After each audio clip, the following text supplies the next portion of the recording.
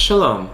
We're continuing our series on prayer, which is a summary of the classes that I'm teaching here in Tel Aviv. What language do we pray in? According to Jewish law, halakha, you can pray in any language that you understand. The preferred language, however, of prayer is Hebrew. In fact, even if you don't fully understand the Hebrew words, your prayer is still considered to be valid, which is not so for other languages. For instance, if you're an English speaker and you pray in Greek, which you don't understand, then that prayer is worthless.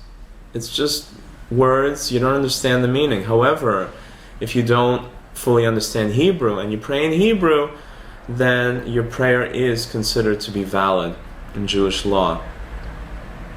Some of the other benefits and preferences of Hebrew, praying in Hebrew over other languages.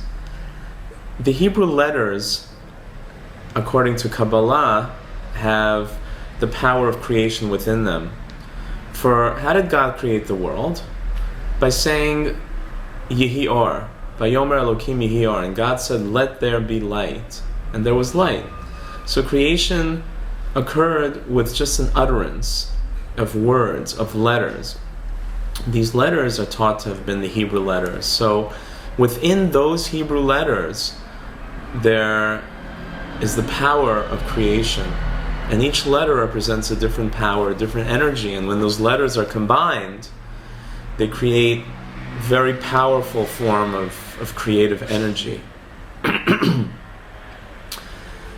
The rabbis who put together the prayers, as we'll speak about a little bit later,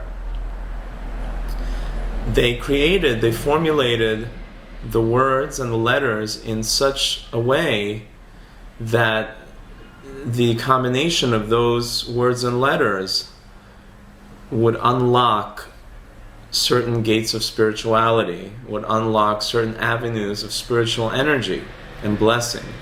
So when we pray in the Hebrew, in the original Hebrew, we're tapping in to those combinations, to those secret codes, if you will.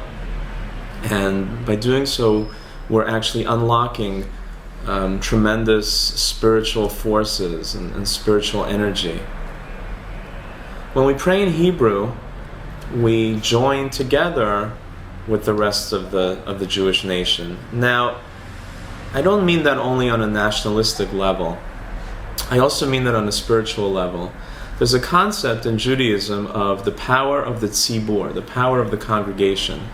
In fact, as we'll discuss later on, there are certain prayers that can only be said in a congregation, in a minyan. And also, we know that God has promised the Jewish people, as a nation, that He will always forgive the Jewish nation. He will always have mercy on the Jewish nation. Which is not the case with an individual. An individual is judged solely based on his merit. And each individual is judged differently. But when those individuals come together as a community, as the community of Israel, the nation of Israel, then that new entity of Israel is judged favorably. God promises that. So therefore it's beneficial to pray in a community. And by praying in Hebrew on a metaphysical level, on a spiritual level, we are connecting ourselves with the rest of the Jewish community, and therefore taking part in that special relationship that the community has with God. Finally, there's something very special about praying the same way, with the same words, as our fathers, our grandfathers, our forefathers, our ancestors did. All the way going back to Moses, Jacob, Isaac, Abraham. When we pray in Hebrew, we're tapping in to our heritage. We're tapping into that tremendous spiritual energy that emanates from our forefathers, from the great men and women of the Jewish people throughout Jewish history. We are becoming a link in that unbroken chain of tradition, that unbroken chain of blessing and spirituality.